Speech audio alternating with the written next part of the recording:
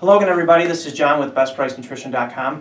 Today I'm here to cover fat cells, and specifically the question of, can you ever reduce the number of fat cells in your body? And short of some kind of an extreme situation where you were in some mode of survival due to a lack of available food, no. The answer is no. Once you reach adulthood, you cannot reduce the number of fat cells. Now, what you can do as you get leaner is reduce the size of fat cells. They actually have they have a capacity where you can fill it up, just like a gas tank, tend to think of it. And once that gas tank gets full, you can then it's then going to release hormones and actually tell your body to start adding fat cells. So you could actually increase the number of fat cells. And some Johns Hopkins University researchers actually discovered a unique thing with fat cells. They actually copy themselves at least twice before maturing. And maturing meaning they become adipocytes where they could actually store fat. So you end up with a whole bunch of what we call pre-adipocytes on the bench that are sitting there waiting to become fat cells should you need that extra capacity for energy. And that makes sense because it's an adaptive measure of our bodies to be able to store more energy. We have that capacity to be able to do so.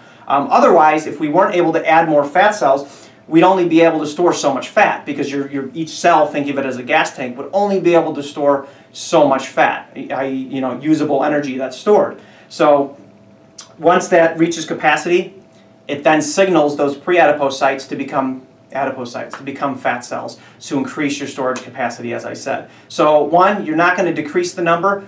You can decrease the size of fat cells, though. That's what basically is going on when you're burning body fat, is the size of the fat cells actually shrink. And like I said, if you get overweight, or if you're a bodybuilder and you're, hey, I'm bulking up, I'm going to go way over my calories and add all this weight, you can create more of these fat cells, which can actually make it more difficult to lean out. Not impossible, but it makes it more difficult. So that makes the argument that it's at some point you're going to reach a point of diminishing returns with adding body weight. Now, as I said, there is some benefit to it if you're in your off season, trying to put on some size. Yes, I get it, but at some point it's diminishing returns and you're creating more fat cells.